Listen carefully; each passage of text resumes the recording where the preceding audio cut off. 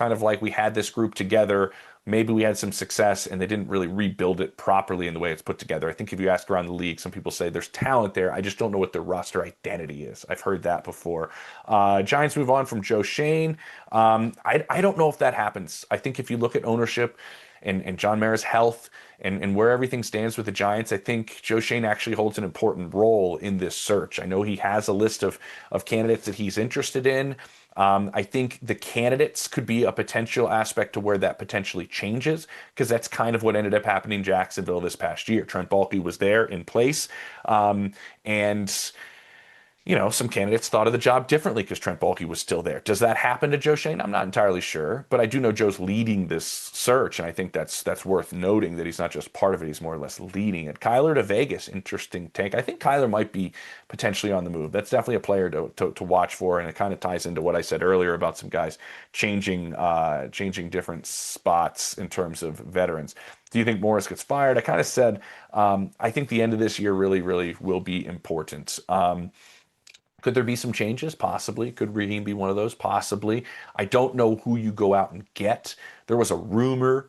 I don't know the truth to it. If Matt LaFleur ends up getting let go from Green Bay, because obviously that is such a high standard with that organization, would he be interested in Atlanta jump at that opportunity? Those things all come into play, because what if this is the year where Mike Tomlin decides to part ways from Pittsburgh because they're not going to fire him? So if Mike T wants to leave Pittsburgh and he's available, would teams end up moving on from their head coach? Same thing with John Harbaugh in Baltimore. That rumor has always been there the last several years. Again, we've talked about it before in the past. Steve Bisciotti's the only one that knows that, and he does not talk to anybody. There it is. Is John Harbaugh feeling any heat? I think he's certainly feeling heat. I think there's a chance they miss the postseason. And this was a team where a lot of people, myself included, thought would win the Super Bowl with the roster that they had. But Lamar's injuries have kind of piled up. He hasn't been the same type of player, hasn't been as mobile as we've seen in the past. It's interesting. All right, I got to get moving here. Let's get to these injuries here. Mahomes, he ends up having his surgery on his ACL and his LCL. I think this was kind of a tell, and you can always read into these things a little bit. He went down to have this surgery done by Dan Cooper, who's the team physician for the Dallas Cowboys. Dan is a specialist in LCL injuries as well as ACL, but like the guy, I believe, for LCL. So when we didn't even have the news about the LCL, and I believe the Chiefs, even Andy Reid at the podium, said that it was just an ACL, that was a little bit of a tell for us to kind of say, okay, this might be something else, by the doctor that he went and saw. Very good surgeon, one of the best in the world. And Mahomes gets this done right away. I think that's a really, really big deal. I've been around Patrick while he's had some of these injuries. I was there for all of the dislocated kneecap, which was actually the other knee. And I just wanted to say this out there. His ligaments are just different. I had doctors tell me that within the Chiefs, just because of the way he's built genetically. And I'm kind of curious what that does for the repair with this. And we know the work ethic he has. We know how he'll try to come back. They do have Gardner Minshew as their backup for the rest of this season. He's a free agent this offseason. There's a chance Mahomes, this is a 9-month recovery here. Even if he goes quickly, there's a chance he misses the start of the season. They're going to have to figure out who the quarterback is for the start of the year. But I've been around Patrick enough to know that he is going to attack this with everything he has. He won't half-ass it in any stretch. I know that. He'll do everything that they ask you to do that could try to speed up that process. Micah Parsons, I was at this game. I actually talked to Pat Surtain, who's been friends with him since they were in 8th grade. I actually found that out from Pat after the game, and he said that, Micah told him on the field, man, I heard a pop, and that's certainly it. It's the ACL. He's done for the year. This is going to change the Packers' chances of the Super Bowl. This is going to change the Packers' defense. They're probably going to have to go back and play the way they played a lot last year, with kind of simulating some pressure, finding some different ways to bring pressure. Rashawn Gary, a big play in this. But they were really starting to find their groove with Micah Parsons in this defense. Him and Jeff Hafley were having these one-on-one meetings. They were finding all these different ways to go out there and have him be impactful in these specific matchups and moving him around. This is a huge blow to a team that has had a lot of, we talk about teams with injuries, 49ers and stuff, a lot of big injuries for this Packers team. When you look at Wicks is gone in the middle of that defense, that's also a huge blow. Tucker Kraft, their best offensive weapon's gone. Zach Tom, right tackle, gets injured in this past game. Christian Watson has a chance to practice this week. We'll see if he can come back. I saw him leave that game in an ambulance at Mile High. So there's definitely some changes that go on with the loss of Micah. That was a devastating locker room that I was in after the game. Some guys just taking a minute to even answer the questions about Micah Parsons and losing him, because he was really the piece to put them over the hump into the top. Bold take. Lamar Jackson turns back into Lamar Jackson and finishes as a top 2 overall QB, close out the season, and they make the playoffs. You heard it here first. I love the hashtag. Listen, I'd love Lamar to come back and play the way he can play. We saw a little bit of stride of that over the last couple of weeks, right? He is averaging the fewest yards per carry of his NFL career. I think he's at about 30 yards 30 yards a game, lowest of his career. And so he's running less. Defenses are playing him differently. He starts showing defenses he can be that guy that can play on the move. I think we can certainly see Lamar kind of bounce back. I'd love to see it. Please no Kyler to Vegas. Time for the Raiders to draft a QB. Yes, they need to find a quarterback there in Vegas. Has an interim coach ever been fired? Will Mike Kafka be the first? Wow. I don't think that's a great question. I'm going to write that down. So I don't think an interim coach has ever been fired. We've had interim coaches become the head coach. Antonio Pierce, remember that happened? But that's a really great one. If the Browns move on from Stefanski, is Tommy Rees a leading candidate? Man, there's a lot to evaluate there in Cleveland. You thought when they traded away the number 2 pick that they were in a decent spot to where they were going to still have the same group in place, right? Because you built up draft capital for 26. We'll see what happens with Kevin Stefanski and Andrew Berry and everybody in that Browns organization. This is a guy who's won Coach of the Year twice. And we know the quarterback situation he's been dealt. We know some of the roster stuff he's been dealt. This is a very good head coach. And a lot of people think he'll be very successful if he gets fired and goes elsewhere. I don't know. I don't think they've made that case up yet. And I think an internal candidate probably wouldn't be the leading candidate right off the bat. I think there would be a pretty widespread search. Josh Jacobs injury update. I'll tell you this, man, he ran really, really well. Even though he was banged up, I know that he's been going back and forth with Matt LaFleur. I would think he most likely gets on the playing field. Okay, Chiefs. I'll go through this really quickly. Interesting offseason. This is the worst season we've seen of Mahomes' career, worse in terms of passer rating, worse in terms of completion percentage. He was the worst third down he's ever been, worse under pressure he's ever been. A lot of these things, the easy one that everybody says is fix the offensive line. I think that's low-hanging fruit. They have 2 of the highest paid offensive linemen in football that are fine. They have a rookie left tackle that when he was healthy was showing promise to being a very, very good player. I think you need depth on the defensive line, revamping the running back room. You need to see if he really trusts these receivers in terms of Xavier Worthy and we'll see what Hollywood Brown's future is as that third receiver and Rashee Rice. And is Travis Kelce coming back? That's a big, big part of this. And I don't think any decision's been made, especially when his brother says that he's looking into it as well. I think that's a part of this. But they're $43.7 million over the cap right now. You still got to sign Trent McDuffie, your star corner. So there's a lot for Brett Veach to do. Do I think he can? I certainly do. Do I think they'll have to play a little bit differently and change what they do offensively a little bit? I certainly do. And I think Andy Reid and that group is smart enough and have been around long enough together to be able to do that. With Kelce, I want to mention this because I've covered a lot of him over the last several years. He has found a way to still be very impactful, even though he's physically not the same player. And he'll be the first one to tell you that. He came back in tremendous fashion in terms of how he was physically, the work he put in. He maybe had a better year this year than he did a season before. He still, in the Chiefs' eyes, can do things to defenses and the intangibles, what he's importance to the room, important to the locker room during the week, all these things. I would say this, he's also always loved being in the facility. It's something he's loved doing all the time with where his life is in the spotlight, the fame with Taylor Swift, all of that. I was always told he loved being just one of the guys in the locker room, and maybe that extends him to keep playing. You can't do this forever. The other part is waiting. But no decision has been made, and I doubt he makes one very, very quickly. What else do we have here? Somehow, some way, Kevin Matula will get an interview for a head coaching job. He might. And talking to people in Philadelphia, he hasn't been the best. I do think the offensive line has been banged up. I do think Jalen has obviously been a part of this as well. The run game has been a part of this. Kevin's definitely had some of his mistakes, but he might get an interview. He honestly might. I think people in Philadelphia would be ecstatic if Shane Steichen let go. I'm not saying he will, but having him back in Philadelphia would be something that I think they could be possibly interested in, possibly coming back. Mahomes going down put the entire franchise in question. I honestly don't think Kelce comes back with no Mahomes. He'll ride out the sunset as the best tight end of his generation. I would say him and Gronk. Everybody makes the argument argument between those two. He is just, I think he's the best pass catching tight end ever. Not just his generation, I think ever. McDaniel's hot seat, Tua out next year. Yep, said, I think Mike is actually safer than some people say. I'm not saying he's safe, but I think he might be safer than some people think.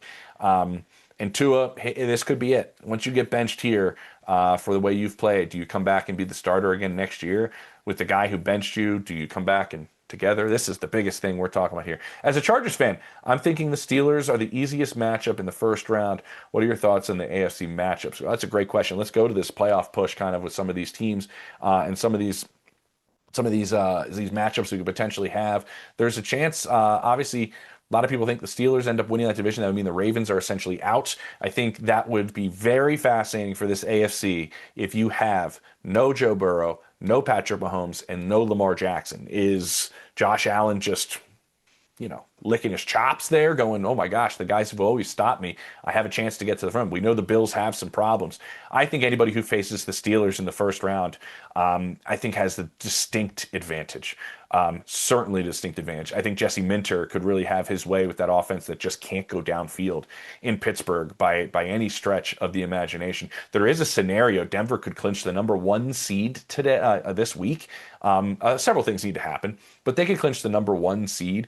I think the NFC is fascinating because there's going to be some really good teams, maybe towards the bottom of that, and somebody's going to play either Tampa or Carolina in the first round. It could be, and I mean, this Thursday night game is so big for both Seattle and Los Angeles. One of these teams, I mean, they're both 11-3. I mean, you have let me put this out there here. I know this is the NFC, but you have 3 teams that have the most likely chance of getting the number 1 seed, all in the same division. The Rams, then the Seahawks, then the 49ers. Those are the 3 teams with the best percentage chance to get the number 1 seed, and they're all in the same division. So if that doesn't show you what some of these teams could be facing in the NFC, against, say, that NFC South winner or the NFC North winner. In the AFC, I think the Chargers actually have a very good, they're getting healthier in a sense. I think Steelers actually would be a favorable matchup for them. And it's all going to fall on Herbert and his health and what he can do. But I'm keeping an eye on him and some other guys that without these guys, the quarterbacks in the AFC, can somebody take a step up and do something without them there? Broncos salary cap looking like will take a big swing this offseason. They're in a really, really good spot in terms of their salary cap. They have not overpaid at all for their number 1 receiver, who Courtland Sutton's very good, but it's a modest salary. Patrick Surtain, the reigning defensive player of the year, is nowhere near the highest paid corner anymore. That market skyrocketed. They got in before that. Their left tackle, Garrett Bowles, is not super highly paid. He just signed a new deal. Their pass rushers and Nick Bonito and Jonathan Cooper are on absolute bargain deals compared to pass rushers across the NFL, and you have a quarterback on a rookie contract. It's going to be fascinating to see what George Paton and Sean Payton want to do this offseason to kind of try to make this team take another step further, as they still have a lot of young players they're trying to get on the field. Lions, Jaguars, Super Bowl. Let's talk about the Jags real quick, man. Jags have a huge one in Denver this week. They've scored 25 points or more in a franchise record 7 games straight, which is absolutely crazy. All right, let's get to Arch Manning and then see if we can answer some of these questions. Arch Manning is coming back. I think I've said this in the offseason in some of the streams. I always predicted him to come back, and that's for several reasons. He is coming back because he wants more snaps. Both of his uncles played 4 years, 3 years as starters. 1-year starters have not fared very well in the NFL of late, and the NFL has actually been pushing guys to spend more time at the collegiate ranks to become more developed when they're not paying them, and more developed at the college ranks, and maybe multiple offenses. Some of these guys change schools, and then you come in more polished, i.e. Jaden Daniels or Bo Nix or Michael Penix played forever, Caleb Williams. These guys all played, and I think that was something Arch Manning always wanted to do. He always wanted to get more snaps and play more. He was never going to be kind of a one-and-done guy. We know he was patient as well. He waited behind Quinn Ewers. He didn't transfer. The guy's patient. He knows the process, and I think he knows what he wants to accomplish in college, and I think that's why he's kind of coming back. I think you could also look at the money, as he's making a very good amount of it as a college quarterback, as he has deals with Red Bull and EA Sports, Uber. I think he's with Viore. I love Viore. And so he has plenty of money. So I was going to ask this, and this is the NIL concept of it. So I asked Copilot, what percentage of underclassmen enter the NFL draft since the NIL era. I thought this was kind of fascinating. According to Copilot, since the start of the NIL era in 2021, the percentage of underclassmen has dropped significantly. Went from 120 to 130 per year, that's the average, down to 50 to 60 in the NIL era, closer to 20, 25% from about 40 to 45%. So these guys are making money in college. They're staying, and that's a big part of this as well. Let me see if I have a couple more questions we can get to before we go. Do you think the Packers sneak in? I do think the Packers sneak in. I actually do think the Packers sneak into the postseason. I think Jordan Love is talented enough to carry them, but I don't know what's going to happen with this defense without Micah Parsons. It's definitely different, but I could say this. They were a top 5 unit last year without Micah Parsons. So I do think there's a chance the Packers do sneak in. What do we got? I love that Lions-Jags. My 49ers have weathered the storm with a plethora of injuries on both sides of the ball. How realistic do you think it is for them to make the Super Bowl?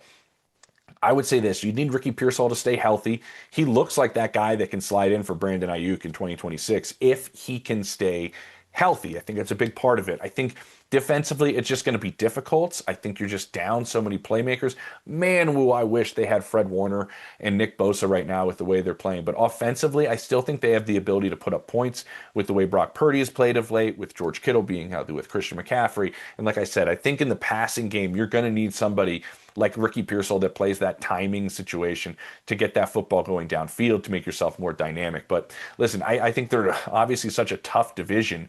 But out of the NFC, you're hoping, honestly, if it was me, I would hope the Rams don't get the number 1 seed, that they have to play an extra game, and you just kind of hope that the Rams get bounced and you can kind of help the whole rest of the NFC. What else we got? Waddle and Brees Hall to the Broncos this offseason.